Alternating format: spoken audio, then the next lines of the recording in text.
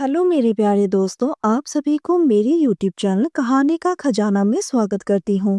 I hope आप सभी लोग खुश होंगे, स्वस्थ होंगे। चलिए दोस्तों, आज आप सबको मैं एक नई कहानी सुनाती हूँ।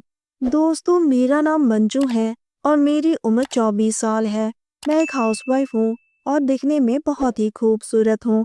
कोई मुझे एक बार देख ले तो दोबारा मुड़कर जरूर देखता है, चाहे मर्द हो या औरत। मेरे पति का नाम शांतनु है। हमारी शादी को 6 महीने ही हुए हैं। मैं उनसे बहुत प्यार करती हूँ, लेकिन वो तो अपने मर्जी का मालिक है।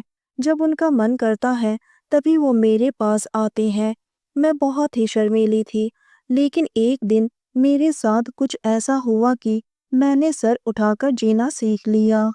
मैंने अपने पति के अलावा किसी और आदमी को कभी अपने नजदीक भी आने नहीं दिया था। हमारी शादीशुदा जिंदगी इतनी भी अच्छी नहीं थी कि मैं खुश रहूं, फिर भी मैं हमेशा उनके साथ खुश रहने की कोशिश करती थी। वो मेरे सामने ही अपनी पुरानी प्रेमिकाओं के बारे में खुलकर बात करते थे, जो मुझे बिल्कुल भी अच्छा नहीं लगता था। जब मैं विरोध करती थी तो वो मुझे ही गाली देते थे और मेरे पीठ पीछे मेरी बदनामी करते थे। मुझे लगा था कि मैं दिखने में बहुत ही खूबसूरत हूँ, तो शादी के बाद मेरे पति मुझे रानी बनाकर रखेंगे, लेकिन ऐसा कुछ भी नहीं हुआ। जब भी वो मेरे साथ अपना कीमती समय बिताते थे, तो वो नशे में धुत होकर अपनी प्रेमिकाओं का नाम पुकारते थे। मैं हंसकर सब टाल देती थी। असल में मैं तो अपनी शादीशुदा जिंदगी को बचाना चाहती थी, लेकिन फिर एक ऐसी घटना हुई जिसने मुझे जीना सिखा दिया। हमारे बगल वाले घर में गुप्ता जी रहते थे। वो करीब 40 साल का लंबा चौड़ा मजबूत जिस्म वाला आदमी था। उनकी पत्नी का देहांत हो चुका था और उनका एक बेटा है। दोस्तों, चैनल पर नए आए हैं तो इस वीडियो को एक लाइक करें और चैनल को एक सब्सक्राइब करें, ताकि ऐसी ही कहानियाँ आप सबके समक्ष प्रस्तुत कर पाए। चलिए दोस्तों, कहानी में आगे बढ़ते हैं और आपको यह कहानी सुनाते हैं। उनका बेटा कभी कभी हमारे घर भी आता था। वो बहुत ही प्यारा बच्चा है। मैंने कई बार देखा कि गुप्ता जी मुझे घूरते रहते हैं, जैसे वो मुझे कुछ कहना चाहते हैं। वो एक रविवार का दिन था। मेरा पति बाहर गया हुआ था। तब दिन के 11 बजे थे। मैं घर का काम कर रही थी। तभी मुझे गुप्ता जी की आवाज सुनाई दी।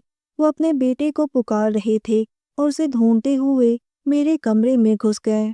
मैंने चौंक कर पीछे मुड़कर देखा। मैंने कहा, भाई साहब, आप और यहाँ पर? उन्होंने कहा, सॉरी, मैं अपने बेटे को ढूंढ रहा था। क्या वो आपके यहाँ पर आया है? मैंने कहा, जी नहीं।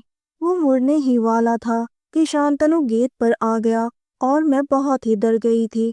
मैंने कहा, भाई साहब, आप प्लीज कहीं पर छुप जाओ, नहीं तो अगर मेरे पति ने गलती से आपको यहाँ पर देख लिया तो मुझे बहुत मारेंगे।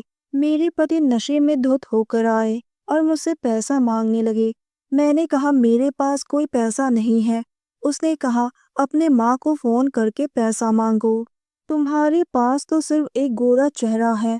मुझे लगा था कि तुमसे शादी करूंगा तो दहेज में बहुत पैसा मिलेंगे, लेकिन ऐसा कुछ नहीं हुआ। मैं उनका विरोध करने लगी तो वो मुझे मारने लगे और यह सब होते हुए गुप्ता जी देख रहे थे।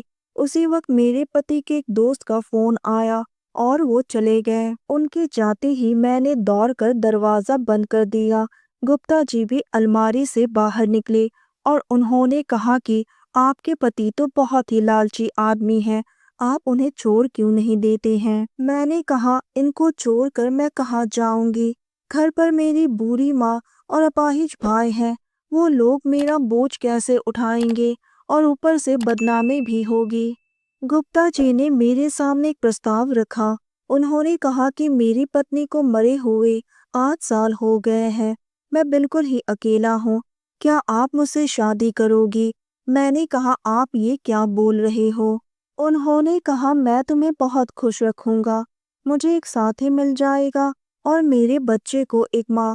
रोज रोज अपने पति से मार खाने से बेहतर है कि तुम उसे छोड़ दो और मुझसे शादी कर लो।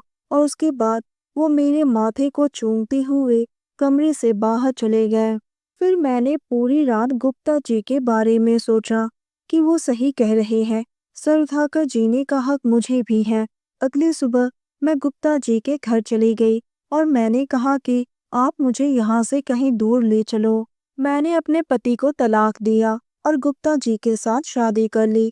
उनके साथ शादी करने के बाद पहली बार मुझे एहसास हुआ कि पति का प्यार किसे कहते हैं। मैंने भी उनके बेटे को एक माँ का प्यार दिया। हम तीनों अपनी ज़िंदगी में बहुत ही खुश रहने लगे। तो दोस्तों, यह कहानी सुनने के बाद आप सबकी क्या राय है, हमें कमेंट करके ज़रूर बताइए और साथ ही इस वीडियो को एक लाइक करें, चैनल को एक सब्सक्राइब करें और नोटिफिकेशन बेल को भी ज़रूर दबाएं ताकि अगली अपडेट सबसे पहले आपको मिले। दोस्तों, आपकी एक लाइक और सब्सक्राइब से बहुत ही मोटिवेशन मिलती है कि हम ऐसे ही कहानियाँ आप सबके समक्ष प्रस्तुत कर पाएँ। आप सबने अपना कीमती समय निकाल कर इस वीडियो को सुना, इसके लिए आप सभी को धन्यवाद करती हूँ। धन्यवाद दोस्तों।